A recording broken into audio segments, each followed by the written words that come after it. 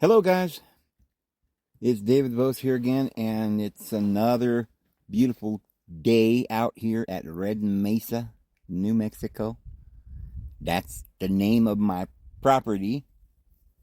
We went from paradise to Wonderland for a couple of days, and then I realized that this land has always been called Red Mesa, and I bought the Red Mesa here in New Mexico. So the street out there coming in is called Red Mesa, and it goes all the way just to this property, and that's the only Red Mesa here. So anyway, I hope you're having a wonderful, wonderful day. Well, I had to delete the video I did yesterday about government exposed, where we showed a lot of interesting things. I don't think I technically said anything that they don't allow, but it was very much implied all the way through that video. And I basically was saying everything they didn't want me to say, but I never said it, but they didn't like it. So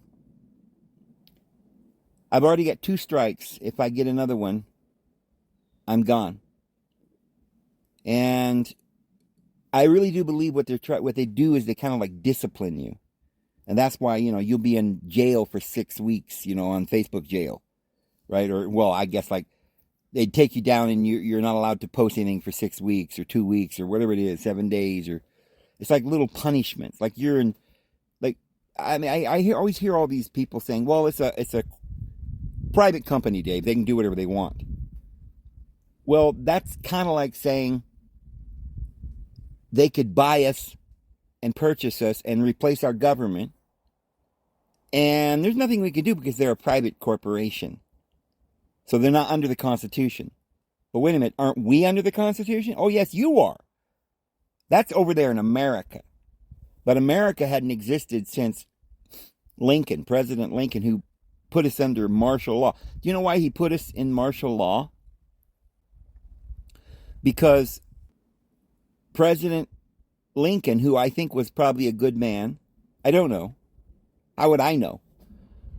But that's the narrative. And although they did deify him there in the temple down there in Washington with the Athenian pillars at that temple, just like the temples of Zeus were, But they deified Washington. But at that time, when Lincoln put us under martial law, they never revoked that. So we're still under martial law.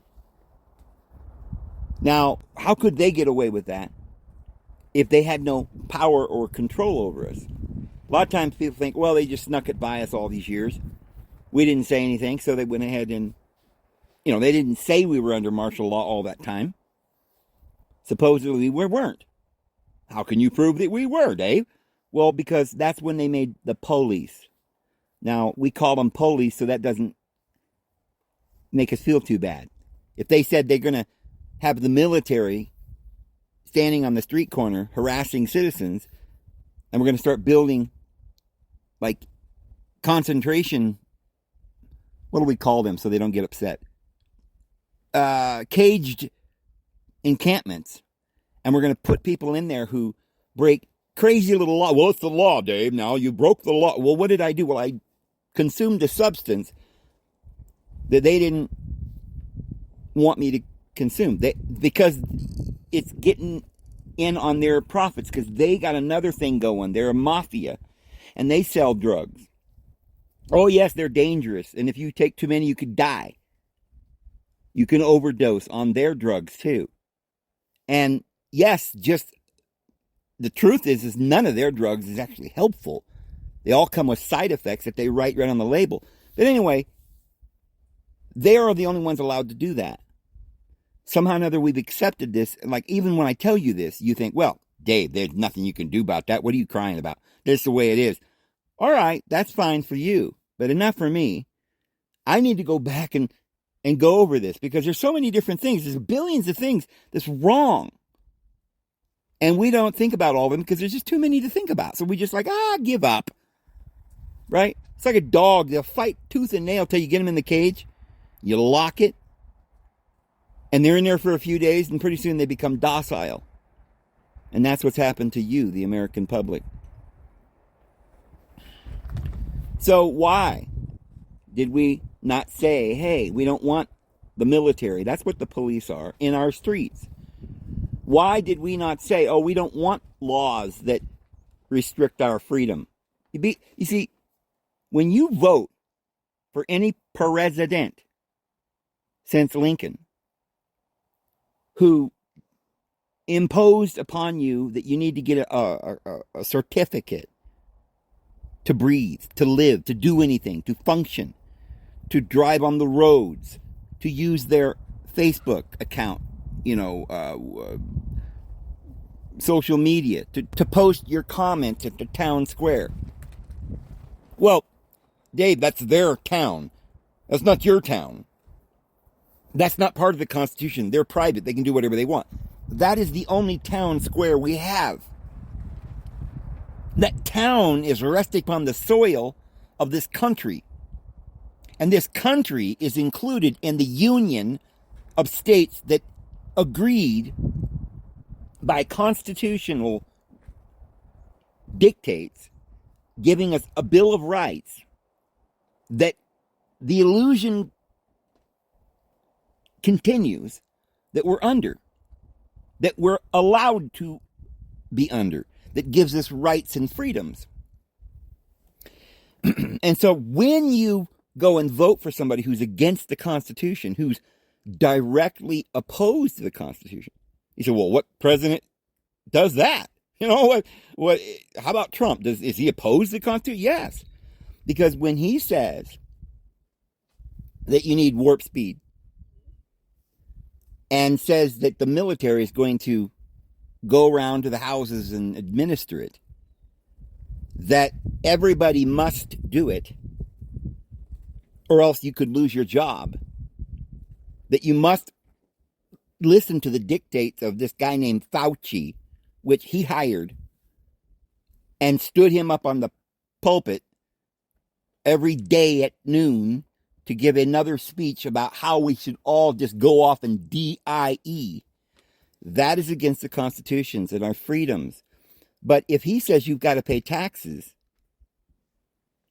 anybody running for president who says you have to pay taxes, what are taxes? The income tax was created in 1913. Why? To pay for the wars. And the only way they were allowed to do that is because now we do not have the Constitution. So I said, in the Civil War, we went under martial law, and they created the Federal Reserve in 1912. That was a way to get a bunch of money to pay for war. No, the war was ridiculous. That's not what the money went for. It went for research, on-the-job training, human beings, experimenting on humans to see what would happen if you put these nations together and they blew up cities and destroyed people. Could they get away with it? Because none of this was real. All the people that were angry at each other and went to war were all part of this little plan. But what gave them the right to institute this taxation in 1912? We never had that. Or 1913. The Federal Reserve was 1912, which they had to make before they started taxing you. Well, it is directly against the Constitution. Now, if they had a Constitution in place, but we just didn't go by it, and they just said, okay, well, we're going to do this, it might work, but if it was a legal issue, somebody might have challenged them. They could have just bumped anybody off who challenged them over the years. I think that's what a lot of us think is going on. It's just this big fraud that we're not really under their laws, we're under the Constitution, and it's all unconstitutional. But that's not true.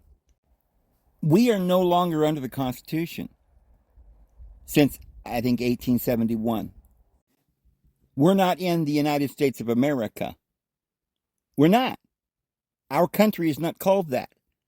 Literally, it's the United States of America, all capital letters, Incorporated.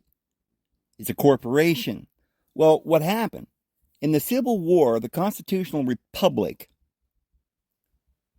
abandoned Congress. They refused to go by any of these edicts. They couldn't rule by the pen or by voting or legislation or by any other means. because they were having a civil war, which was being orchestrated by foreign powers, stirring up, it was already corruption because they were getting in, becoming military personnel and having some agenda. We always think, well, they were fighting to free the slaves or something. It was good people that just had enough, and it was a civil war. Okay, that's not what happened. The British continued to chip away and fight after the revolution. And others, and they were probably the same individuals financing both sides in the United States, just like they do with wars in the world. So this fighting within, it wasn't the people in the South that hated the people in the North, and they're like, well, we're just tired of this. It was individuals in power that were very wealthy, powerful people that were in cahoots with the ones in the North and decided to pretend that they had this disagreement. And they knew before they even did it. They had meetings. They knew exactly what they're going to do. There were spies in our government. There were people installed as generals in the army and officers. And they were orchestrating an event. What they were trying to do is take over the United States. They didn't lose the war. They just kept fighting until they won, using all kinds of means. So when that fighting that they like rioting, it's kind of like what they're doing now with the rioting and the constant drip on the television, and we're all just tired of the chaos. And then they provide a solution. So they got this fighting. And so the people that are in Congress at that time were also bought and paid for like people today. So they abandoned Congress, and Lincoln instituted martial law. That's never been revoked. At that time, because there was civil war, these foreign individuals created the United States of America Incorporated. Well, that corporation was bought out by the Federal Reserve people, whoever they are. Well, it's probably pretty safe to say that the people that built or purchased the United States in 1871, but it wasn't yet the Federal Reserve, were either the same or some of the same or the same group or the same source who had other companies or created other contracts and made a new corporation. It was simply the same kind of millionaires in the world, billionaires at the time, that made up a better plan, called it the Federal Reserve, and they purchased the United States Incorporated. Now, this foreign body of individuals, it wasn't the United States of America that bought the United States of America. It wasn't the people that bought America. It was a corporation owned by individuals. They were not under the Constitution. So then America was dissolved because of the Civil War. And in order to fight the war, which they created, the bad guys created, so that they could bankrupt us, so that they could then purchase us, they gave us, what does it mean they purchased us? They gave us the money to fight the war so we wouldn't all die. Well, the truth is if they hadn't given us the money, there wouldn't have been a war. Or maybe people would have gone and fought for what they believed in or something. But the whole thing was just orchestrated, you see. So we were being manipulated in the newspapers at that time, just like they are now. And we're all told, oh, we've got to have this war. It's for the freeing of slaves and for liberty, and they're trying to have civil war and take over the world. They're trying to take us over. But it was a foreign country, a foreign group of people, not a country, that were sending in insurgents to fight against their other group of people that they paid, like contractors, to have a war with the other insurgents. And the whole thing was orchestrated like, oh, it's the United States having civil war. It was simply a hoax. And so in order to pay for that, because of this war they foisted upon us, that they told us we had no choice but to fight, which cost money, they said, and they would loan us the money, but we didn't have the money to pay them back because it's millions of dollars. So we had to create taxes to pay them back. But what they got for their money was what? What were they purchasing? They gave us the money to not die, to fight this war. They pretended on paper that we won the war, but now it's under a new corporation. We lost the Constitution. It was dissolved. We don't have a Constitution. They pretend it's there because they don't want you guys to know that we're not under it anymore. But we don't go by constitutional law. We're going by martial law. Now, that is legal. Somehow or another, they legislated all that into this government, but it's no longer the government of the United States of America. It's now, in capital letters, the United States of America Incorporated. And so when you see anything like legal papers, you always see the United States written with capital letters. Now you need a birth certificate since about 1871. Now you have later on, they developed driver's license, social security numbers, these kinds of things. These numbers you have to have, or you don't get the benefits of this incorporation in Washington. Washington didn't exist before the Civil War. Washington doesn't even have any jurisdiction over us. It's a foreign entity. They're not part of the state of the Union. They rule over the states. So that's why we've never done anything with the states since that time. The states don't really have any power. They just talk about it. But this other entity has power, and it's the bank, the billionaires. So who were these billionaires? Who were these people? Well, it was the people with the money. It was the royal bloodlines who have always had these treasures with the power of their armies. They would go and take people's stuff. They would tax people. They had a lot of money. Now, here in the United States, we say, oh, we elect our representatives or our presidents, and we don't have a king.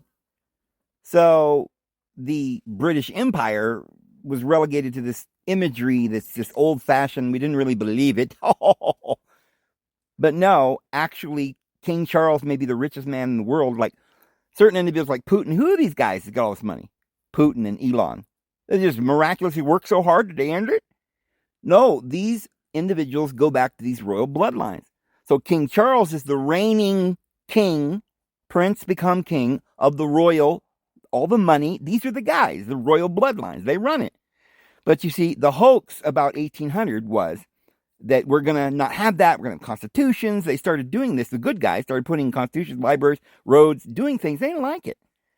But once the people tasted freedom, it had to be a diabolical plan to get freedom out of their hands. They lost the revolution they wouldn't have to. They could have just wiped us all out. They had the power. But they said, okay, we lose. But now really, behind the scenes, they had the corporations and the manipulation and the propaganda ready for us. And they knew they'd just reign over us anyway. We wouldn't even know they were ruling over us. So they said, okay, we'll take the royal crown off. And we'll pretend we're businessmen and we'll get elected. But with our money to our party that I'm the only one running in that party, right? So you have to vote for me. So that happened with the Rothschilds that owned the bank, took over the parliament in Britain and had an affair with Queen Victoria. And they had 9 children from this banking family that then took over the royal family.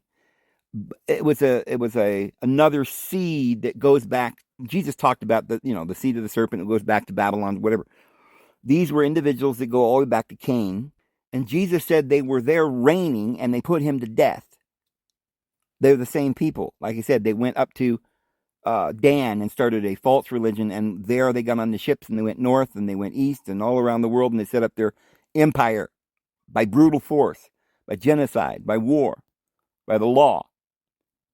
So the other guys went, they didn't want to fight. They just got in their boats and came, the pilgrims, and made a constitution of freedom and love, you know. They didn't like that, to counter it. So they manipulated and seduced and infiltrated these organizations, including government, the Congress. And so it was these royal bloodlines that were now just people. They weren't royal. They pretended to be just ordinary citizens. They sent them to various countries. Why do you think Elon Musk is supposed to be from Australia? He's not. He's up there in the north, the Germanic Aryan race. Well, it's not really the Aryan. We've talked about that. That's a misnomer. But because the Aryan race is everybody. It's not. It had nothing to do with color. That guy that was the head of the Nationalist Association, or whatever, the NAZI, he made that up, that they were the Aryan race. I don't know what he really meant, whether he thought they were the most superior of the Aryan, because Aryan doesn't mean Swedish people. It means all the peoples of this earth, the race of man in our age. But these individuals were losing their power to the Constitution and freedom and liberty. So they bound us under contract again. They lured us. They said, we'll give you this and that and the other thing. Of course, it was like a mafia who come up and said, we want you to pay us so that nothing bad will happen to you. It's insurance.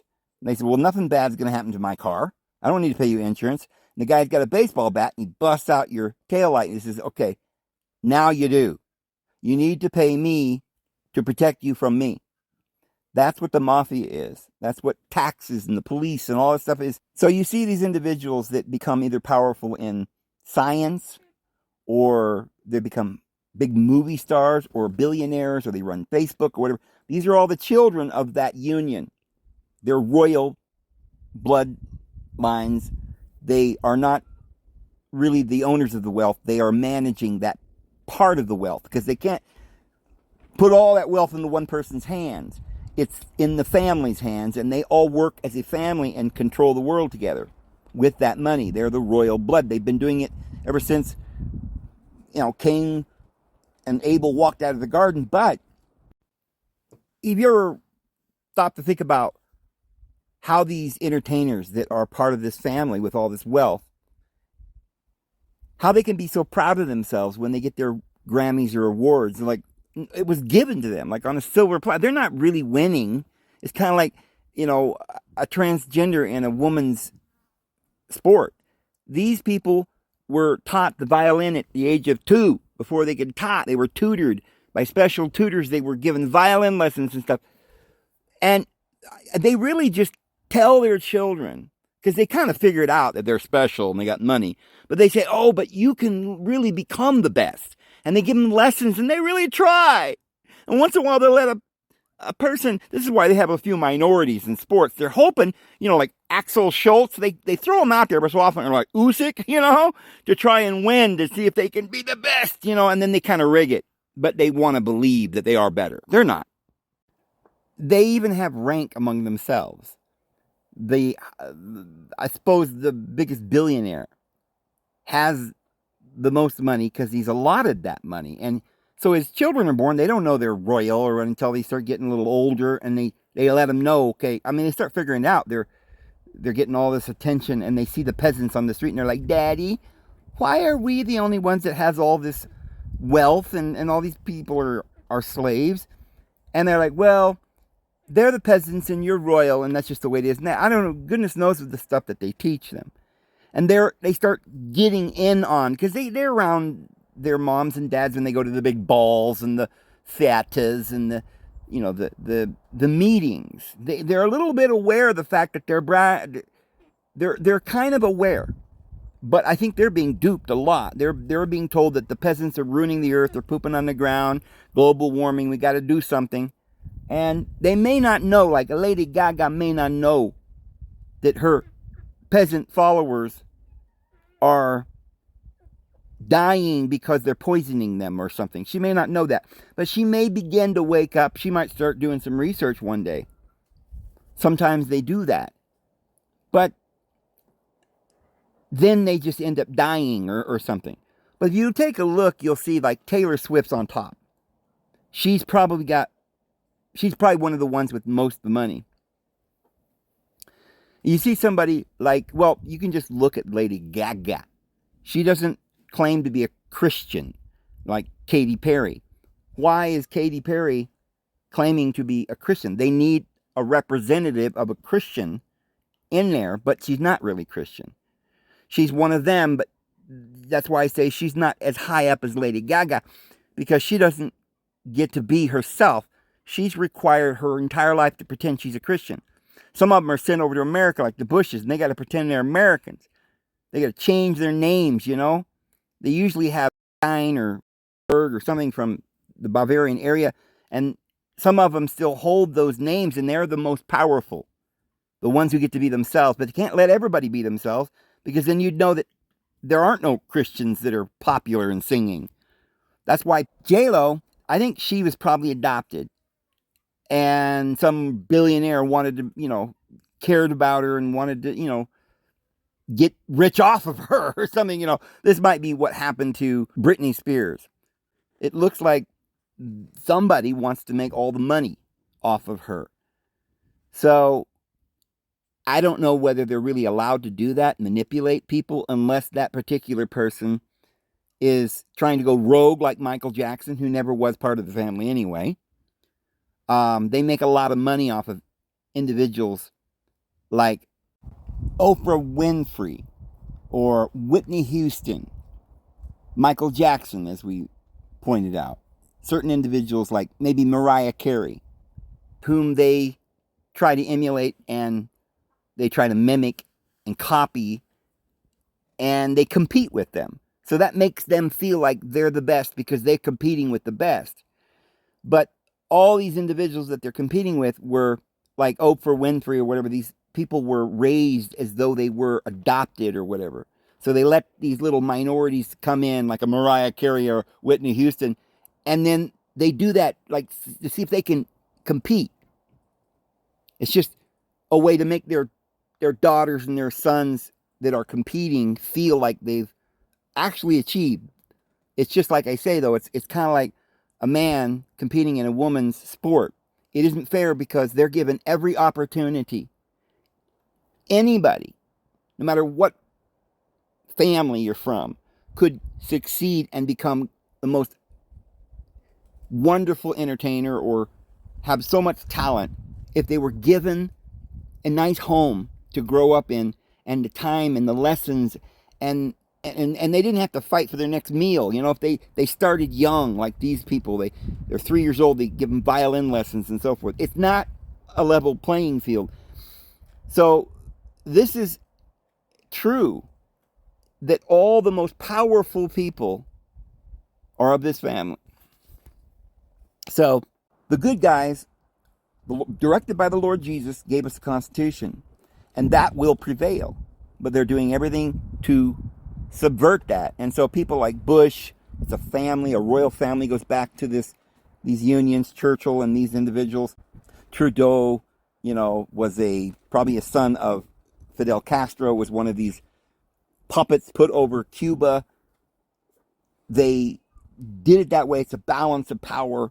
They got the Democrats, the Republicans, the communists, the capitalists, and they have a little capitalist country somewhere over there in China called Taiwan or something, or Korea. And then the communist country of China. And it's just like balance of power. So you got to have a Cuba, a Venezuela. You got to have a Mexico next to the United States. And nobody can ever get along because it's orchestrated. It's schizophrenia. It's how they control you. So this elite family that had all the royal bloodlines, they came to America and they set up the banking system. And they could simply purchase and organize armies. They could do it openly and say it was an army, or they could just do like we're doing today, and they hire contractors to go in to certain areas like the Ukraine. Supposedly we have no boots on the ground, but we hire contractors. So it's a lot of manipulation. We're not under the United States Constitution anymore. We're just not under it. Now, how could we be under something that we don't know anything about? Well, you do know about it. That's why you went down and got your Social Security card. You registered with the government. when you did that, you did it willingly. They didn't say that they'd line you up at a firing squad if you didn't do it. They didn't threaten you in any way. Now, there was a lot of talk. They said, well, you had to do it. You had to do it. You had to do it. But mostly it was more or less, if you didn't do it, you wouldn't get any benefits of this new system. And if you want the benefits of the system, you get your number, right? In your forehead or your hand, right? In your mind, what you think, you accepted it. In your hand, what you do, you're using it. You're going by their system. You see, I really don't believe the mark of the beast is anything more than what we're already in. You give your consent by allowing them to rule over you. By saying, okay, I'll get your number. I want to participate. I want to drive on the road. When you got a driver's license, you don't have to get a driver's license. Well, I can't drive if I don't have a driver's license. That's right. But that's their private corporation. See? Now, that goes back to, well, so if you want to drive on their roads, you have to go by their laws. You consent when you got on the road. Although the Constitution says that they cannot restrict your freedom or commerce. So we're not under that anymore, because they clearly do. There have been those who've said, oh, I don't need a driver's license because in the Constitution it says this, that, and everything. They don't care about the Constitution. And if they ever let you go, it's only because they don't want anybody to know about this and want people talking about it. Maybe they'll just let you go for the day, and then they'll come 2 or 3 days later and with trumped up charges and put you in prison or I don't know. The thing of it is that you can say all day long that it's unconstitutional and they have no right, but that's not valid anymore. There is no Constitution. Yes, there was a Constitution created by divine inspiration, and it's in our hearts, just like the gospel, but there's been an apostasy. Nobody's going by it. Well, that's fine. They can just do whatever they want, but I'm going to stick with the Constitution. But you're not sticking with the Constitution. You see, because Constitution is a place where you can be free, and they cannot make laws to restrict your liberty. But as soon as you go on the roads and you use them, then it's like you're leaving the United States proper and you're going into their kingdom. It's all done under some new kind of law, maritime law. So it's the law of the sea. You know, the Holy See, the Pope rules over that. But that sea is not bound by any laws of the Constitution. There may indeed be a Constitution, since we did sign it. And as long as we signed it, it was supposed to endure forever. But only the people who go by it or stay in that country under its shadow of its wings are under it. If you choose to get in a boat and go out to sea, now you're under the captain's law. Now you're no longer part of the Constitution. They can do whatever they want. They can court-martial you and make you walk the plank. So when you go to a court, you always step up onto a platform. Aye, Captain, right? And now you're under this man with a wig. Well, in the back in the days, they wore these white wigs. They were just frauds. Old, nasty old men, billionaires, who had all the money because they purchased you, and you're being used as collateral. That's what your birth certificate is. It's on bond paper. What does that mean, Dave? Well, dollar bills are bonds. They're IOUs. They're certificate to pay. A bond servant was a slave. So when you use that money, you're a slave. You agree to it. Jesus set you free, and you went over and said, well, I would like to drive on your roads. I'd like to have some nice enjoyment at your parks. The United States of America Incorporated made these national parks.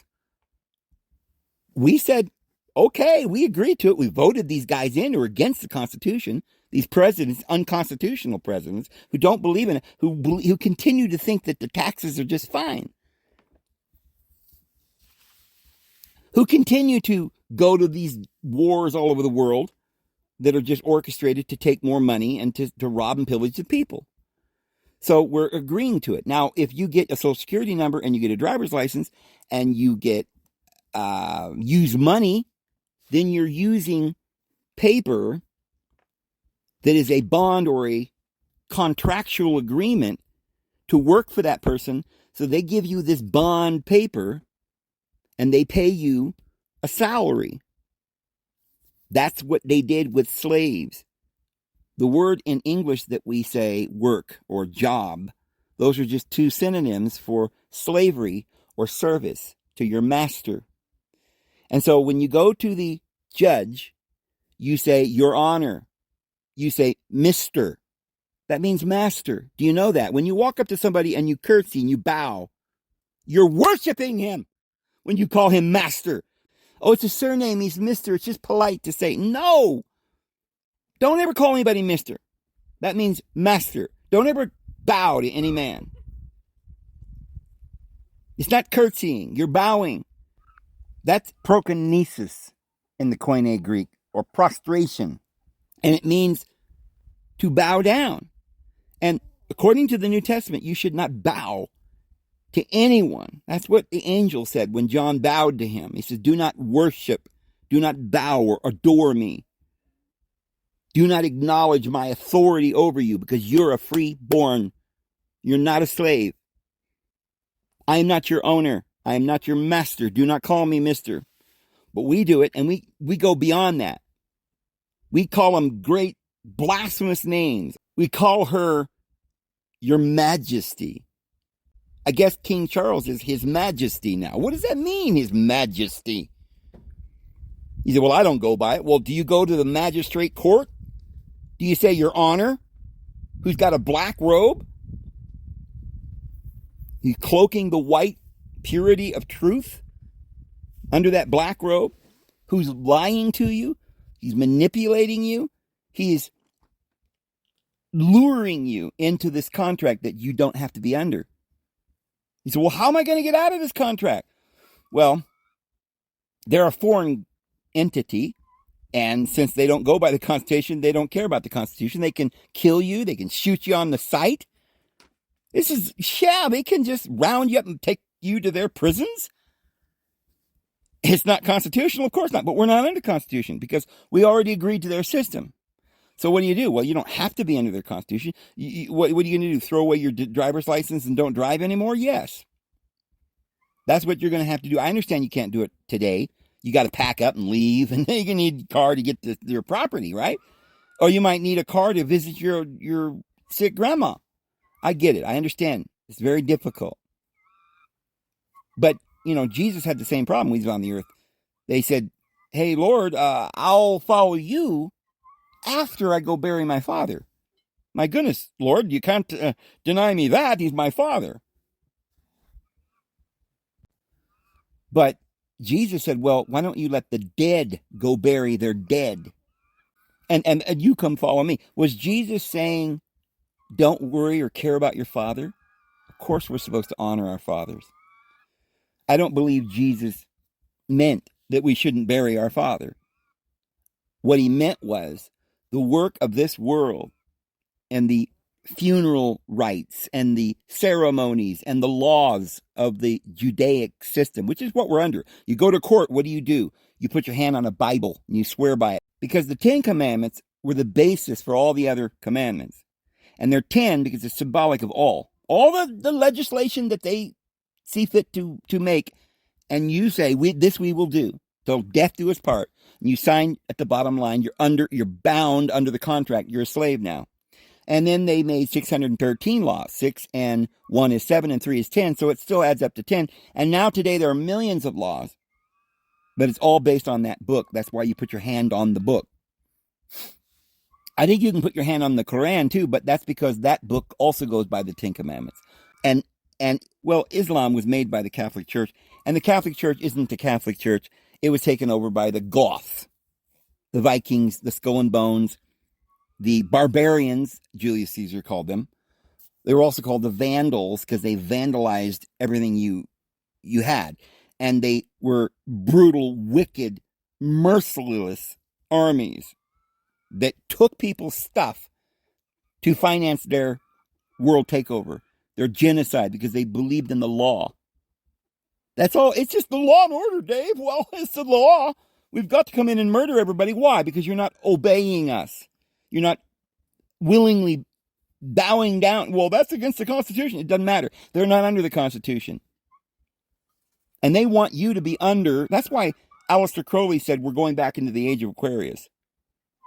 That's why they started this crap. We're not going backwards. We're going forwards. We're children of the light on the top of the wheel. Summer is up there in Cancer.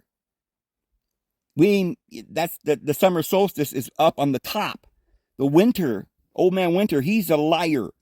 Satan, Santa. So we're not going into the age of Aquarius. We're going into Taurus. Who rules over Aquarius? Saturn. And Saturn is the Greek way of saying the Egyptian deity Set. Set killed his brother Osiris. We've talked about all of this in so many other videos, but Set is the bad guy. He's also Apollyon, which in Greek means destruction, and that's in Revelation chapter 9, and that's the same as Abiddon, or Father Adonai. Adonai, Yahweh Adonai, is the deity of vengeance. He is the deity that wants vengeance and genocide and war and law and order. So the tribe of Dan rebuilt or instituted a religious organization using Levitical priests, took them up north, went from Dan to Sidon on the Jordan, and went to the Dniester and the Danube and the Donbass. There's all these Dins and Dans. They went to Dan's Mark up by Sweden and created London. And this is the Germanic tribes, the Vandals, the Herlus, the Ostrogoths, the Visigoths, the Lombards, the Alans, the Gepids. And they took over Rome. And they're ruthless and merciless.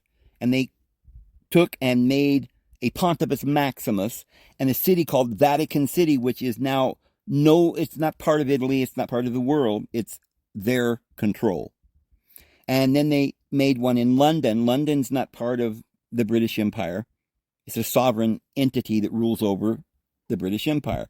And in America, they made Washington, D.C. in 1871. They began to create this rulership over us. We're not under the Constitution if we participate in their government. Now, I understand that for people who are already lock, stock, and barrel sold out in the system, you're getting welfare benefits, you're getting EBT cards, you're getting vouchers to pay your rent. There's no other way to survive. You got children. What are you supposed to do? You need to drive to get to grandma's house, to get to the grocery market, to eat. Here's the thing.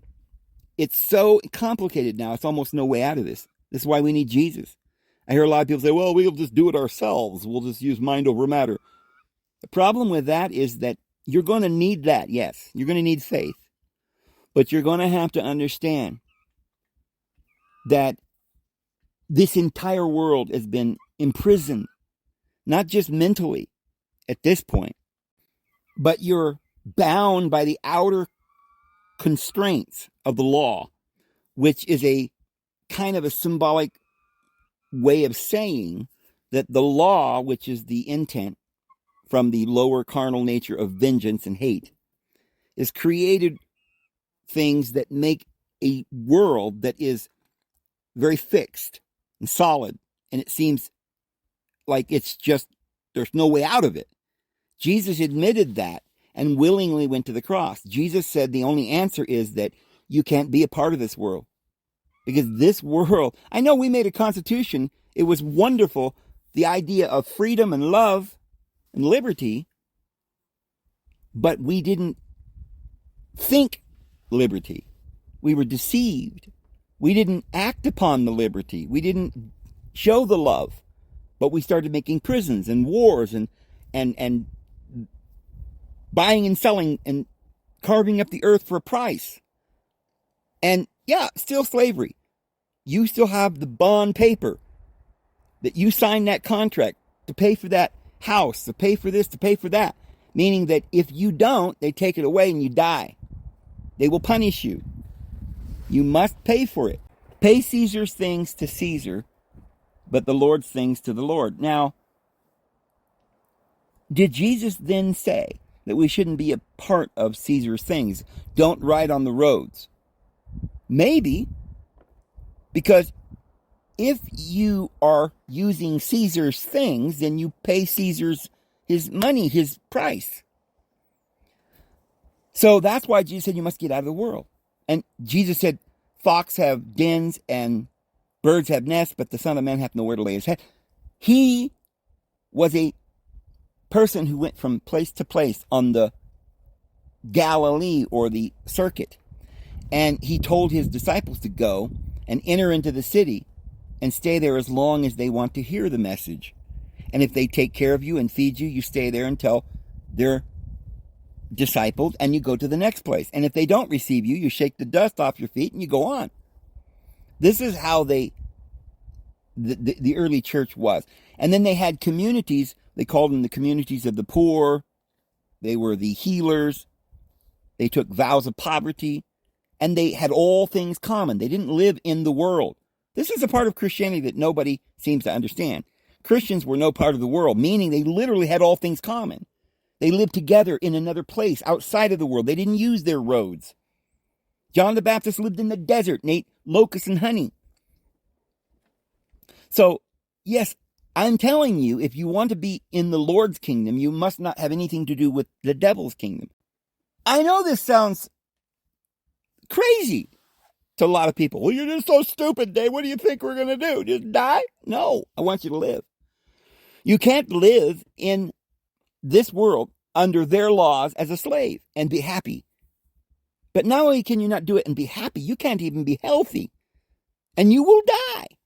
A painful, terrible, agonizing death. If you believe them and you listen to them and pay them what they're asking you to pay them with your blood. And you hand over your children just like they are demanding, have always demanded that you give them your firstborn and sacrifice him on the altar to Moloch. Do you understand that's the deity that these people worship? Acts chapter 7. They rejected our Heavenly Father and Jesus Christ. And Moses came down off the mountain after he'd seen the light, the truth, and they were worshiping a golden calf. Now look at Wall Street. You see a golden calf. That's Molech. We worship money. It is the root of all evil. It is buying and selling. That is what the Old Testament's about. Purchasing. Slavery is purchasing. Exodus chapter 21 verse 7. When you sell your daughter as a slave, not if, when every daughter was sold by her owner. That's called the husbandman. That means the owner who owned the manor. He owned the farm. And he had slaves. And he purchased them. And women, they purchased. And so every man would sell his daughter as a slave. And she will not go out as do the other Hebrew slaves, the men. Because the men, if they got themselves into debt, which is what you do with you sign contracts today, you put yourself in debt and then you have to work it off. You're a slave. And you're bound under contract. You can go to jail if you don't pay your debt. They can imprison you. They can take you and do whatever. They can give you the death penalty, whatever the law they come up with. Because they're your master. You call them mister. You agree to it. You drive on their roads. You signed a contract. So the only way out of the contract is to pay them what they owe. You give Caesar's things to Caesar. If you're going to live in this world, you pay your taxes. And you stop crying about it. But if you want to be free, you need to get out of the system so that you don't pay taxes. So that you don't drive on their roads. So that therefore you don't need a driver's license or a social security number. The problem with that, of course, and I understand there's not going to be too many people willing to do that. But we're going to be doing it. All the holy elect, chosen by our Heavenly Father from the founding of the world,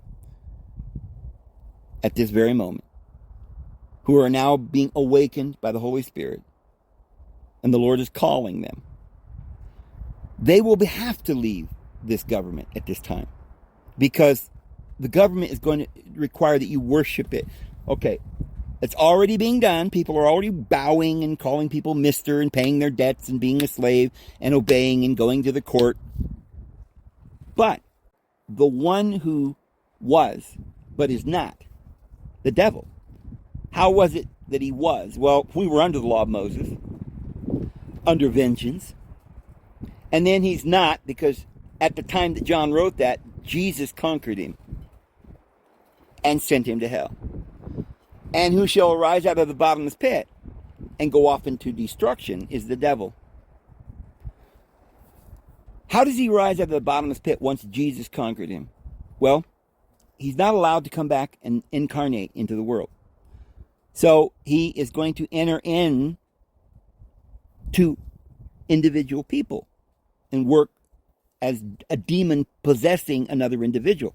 But the plan, evidently, is that in the latter days, they're going to create this big system that is not just one of the heads of the beast or government, but is a conglomerate beast of all the shapes and sizes and colors and varieties. Looks like the dragon, speaks like a lamb, it looks like a lion, a bear, a leopard. All the governments of all the 7 heads, a cyclical. 7 is the number of days in a cycle that we call the week. And then you have the rest, when your debts were released on the Jubilees. So 7 is a whole complete cycle. So the 7 heads of the dragons basically means all the governments of all time that was run by the devil in this system, run by the Old Testament and putting your hand in the Bible and all these laws, the 10 laws. And they shall worship the beast. But we're now talking about the beast coming out of the bottomless pit into what they call a form. They created an image or a form. That's why we don't worship idols, because the divine being doesn't dwell in man-made temples. He doesn't dwell in idols. You can't make a statue and worship statues, because he's spirit and he's everywhere. He's in you and you're the temple. The universe is the temple. And if you've seen one of these little ones and you've given them a cup of water, you've given it to me. And everyone you see is your brother. So what the devil's going to do then, he's going to somehow come back so that he is allowed to speak like a ventriloquist. With demon possession, they can talk through you. They can see through you. They can experience. And that's why they are trying to corrupt the children so that they get involved in all kinds of orgies and evil and violence. And they love it. And they get inside and they revel in the slop. That's why they wanted to go into the pigs. They asked, can we go into the pigs? They like going into the pigs. The lower nature. If you're going to be someone who's filthy in your mind, if you let them in that way, then they have authority over you. So if you're lusting for the things of this world, you're going to want to be in their world. It goes to the heart, not the outer. So in your heart, if you say, well, I can't leave, well, then examine your heart. I'm not saying you can do it immediately, but if your heart is right, you will say, I can no longer withstand this world. Here's Jesus coming down that way. I'm going to go follow Jesus. I love my Lord and Savior, Jesus. I want to be with Jesus. I don't want to be any part of this world. And you'll start making arrangements. Now, hopefully, you won't be like those people that Jesus met and said, I want to go bury my father and get involved in all this, stuff. Well, I've got to have a car to go visit my grandma, and I've got to have this, and I got to have that, and I got to have food, and I got to go to the market. You don't have to. But you're just keeping one foot in the system. You're saying, I'll go ahead and accept the benefits of the system, all the perks. I get to go to the grocery market and go down the aisle and push the cart and get all this candy and chips, and it's wonderful, but you're going to reap the consequences. Your health, your mental health, you're going to pay for what you're going to be a bond servant. You're going to be a slave. So if you can tolerate that, then go ahead. But you're not in the Lord's kingdom. You're not a follower of Jesus. You didn't go follow him, because to follow him means take up your cross, meaning you got to fulfill the law by death. And now we're not talking about literally dying, because we've already done that. When Jesus came to the earth, he literally physically died. And until death, he was faithful. He willingly died, and like a lamb that was led to the slaughter. And so we have to willingly let go of the world and be no part of it. And if they want to take your body to prison in their world, that's fine, but they can't touch you as a child of the divine being, because you made a decision to go with the Lord Jesus. Here's the problem. Did you make that decision? Or are you still living in the devil's world? Are you willing to leave behind mother, brother, sister, father, and houses? And everything for the Lord? Well, that's pretty harsh, Dave. What kind of a Lord is it? No, he wants to give you more, tenfold and 100-fold in the world to come. If you will just listen to him and go in to the earth where the wilderness is going to protect the church for a time, times and half a time, away from the face of the serpent, or the dragon, I should say, the government. We're going to be outside of the government's influence. They'll try to send a flood out of his mouth, a flood of words and probably an army of lies, but the earth will come to the woman's help. We will be protected in the wilderness, and then we're going to be taken into a ship or a tabernacle that's going to be in the sky that the Bible talks about in Psalms and Revelation, different places. It says we'll enter into his sanctuary for but a moment until the indignation be past, and he's going to wipe out everyone that chose this world and didn't follow the Lamb everywhere he goes. Didn't play on their 10-string harp and master the song. And they learned the song of Moses, which is victory over this world. And they learned the song of the Lamb, which is love. And they brought it into harmony with the Lord. And the only way to do that is through love. Love is the only way to harmonize everything. It casts out all fear and all lust and covetousness and all the desire for these things, because we know that they're poison. They may taste good going down the hatch, but when they get to the gut, they make you throw up, they make you sick, they give you a headache, and they can kill you. And we say, okay, I don't like that. I want the things that the Lord provided for me that not only give me some pleasure, but they give me deep, abiding peace and health.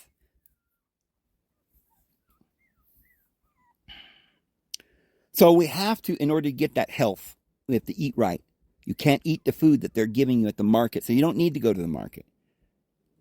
So you need some land to harvest the land. Now, the land belongs to everyone. So you can go out into the wild and you can pick food that grows on the trees in nature. All these hybrid foods that these people are breeding, they're all full of carbs and sugars, and they're not good for you. So what you have to do is you have to say, Lord, I want to follow you. Now, sometimes that doesn't mean you are able in that very second. You may indeed have to go back and get your wife and your kids and tell everybody goodbye and go to the Lord. I'm sure that Jesus wouldn't mind if you said goodbye and you went back and got some of your things. Although there is going to come a point when you won't be able to go back during the tribulation. Don't even come down off the housetop. I don't know if we've reached that point yet, but it's really close. That if at this point you're going to have to leave now, you can't even go back and get your stuff and say goodbye.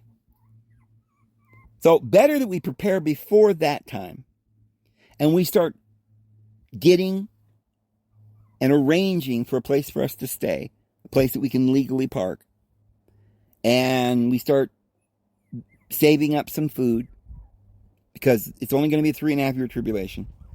So we can save enough food. Each of us can save enough food to get us through that, and then save extra for others. And we can start building a cabin and making sure we have water. Why? Because we don't want to be a part of the world. We don't want to be scrolling on Facebook all day long and being filled with all these thoughts and these pictures. See, your brain sees a billion things a minute, and it has an image of that in your mind, and it's filed away. But those images don't haunt you. They don't keep flashing on the screen unless you're emotionally involved with those files. Now, what the devil is trying to do is get you to sit and watch television and over and over and over and over and over and over and over again see violence and rape and hate and the wrong attitude and jingles that are wicked. And you listen to it over and over and over again, and you're being influenced. You're okay. It's like an addiction to drugs. Once you get unaddicted, once you detoxify from it, you'll be fine. And then you actually have an immunity to it because your body now knows how to handle that. And once you get over the addiction, you don't ever want to go back to that. You'll never touch it again. But you've got to fully become detoxified. You've got to give up the world fast. This is the only way to get the demons out. The demons are the lies and all the evil and the covetousness and the lust and the greed and the inclination to do evil, because that's the demon inside of you. He's made you addicted to all these thoughts that keep popping in your mind, and it's crazy because you keep watching it. You keep listening to it. You have to make a decision and stop watching it. Stop listening to it. It'll fade away and it'll go back into the bottomless pit of your memory. You won't bring it to mind anymore. No matter how many times you saw pornographic pictures of people doing very unnatural and evil, wicked things, acting in inappropriate ways. There's nothing wrong with seeing a naked woman. It's when the intent of the pose and the whole spirit of everything going on there, that you shouldn't love your wife, that you shouldn't have children, that it's all about some outer appearance of the person. You're not worth anything unless you've got fake breasts, and all this is evil. And it's just piling up. So if below the surface, if you could just be calm from it and listen to your thoughts, it's terrible. There's no way out of it. Just thoughts of evil and anxiety and hate and viciousness and lust. Just below the surface. And that's what that negative energy that the devil's feeding on. So that's what happens when you're in their world, watching their stuff, doing their thing. So you've got to fast for a while, go into a lonely place, into the wilderness, and prepare your mind. It may be hard at first to resist the urge of watching all this violence and pornography. It's going to be very difficult to become free. But you've got to free your mind, or else you're not going to make it during the tribulation. Because the first time you get hungry, you're like, okay, I give up. I cry uncle. I'll take the mark of the beast. I'll worship. I'll say mister. I'll bow. I'll go get a job and submit and sign the contract. You sign the contract, you're no longer free. That means you don't have Jesus, because Jesus is light. Jesus can't come and live if you're going to harbor Satan, because Jesus and Satan don't get along. Light and darkness don't mix. You must receive Jesus into your life. Jesus says, come and follow me. Where are you going? Oh, I have nowhere to lay my head. My kingdom's no part of this world. You must leave your mother, brother, sister, father, if you must, if they don't want to go with you. If they don't want to serve the Lord, you got to serve the Lord anyway. And you'll do everything you can to help them because you love them. Maybe by your example, they'll eventually follow. It doesn't mean you're not going to help your daughter, your husband, your mother, your brother, your sister. If you got something that they need, or help, or physical, your physical presence, you might even allow yourself to be borne along by one of their little chariots called a car in order to get to grandma when she's sick. I don't think Jesus was saying that we should never ride on Caesar's road. We do know that the early Christians had all things common, and they chose not to participate in all of that. It's not a sin that we ever got in a car. They can be convenient. There's nothing in itself wrong with a car. But understand when you're driving on their roads, they can give you a ticket. They're not under the Constitution. And when you're on their road, you're not under the Constitution. You're under their law. So we're out in the middle of nowhere, and there's a box of cereal. And that's all you got to eat for a week. Eat this cereal. Okay? That's all you got. But understand, it's not really good for you. So if you can go find some real food, go find some real food. And since the world is created by our Heavenly Father, and He made it and provides for us, then He's already provided everything we need. We don't need the devil to survive. Okay? All we should do in that situation is pray to the Lord, Lord, I'm in this situation. Send an angel, help me, get me out of this situation, and the Lord will. Well, wait a minute, Dave. I prayed like that, and the Lord never helped me. Well, maybe because you had your arm around the devil the whole time having parties. Lord, come on down. Well, the Lord don't want to go down there with the devil and have a party with you guys. See, if you want to be with the Lord, He's over there in the wilderness. But you don't like fish and bread, and the simple things, and nuts and seeds. You want that plushy, luxurious lifestyle. You don't want to live with the Lord. You like your friends. You want to, like birds of a feather, flock together. You like being with your friends. You don't really like being around Jesus. So when you say, hey, Jesus, come on down, you're not saying, I like everything about you, Jesus, and I want to have fun and do things with you. What you're really saying is, well, I really like the devil, and me and the devil are having some good times right now. But hey, Jesus, I just want to let you know, high five, you're cool. One day, maybe I'll come and look you up, but not right now. That's what's really going on. So anyway, I'm going to just go ahead and probably leave it there. I had no idea we'd talk about this today, but it's important. We have to get this through our head, that it's not just we need to be good people and cut back the swearing a little bit and, only watch R-rated movies, but not violent ones, or, you know what I mean? Like, movies with just a bunch of propaganda.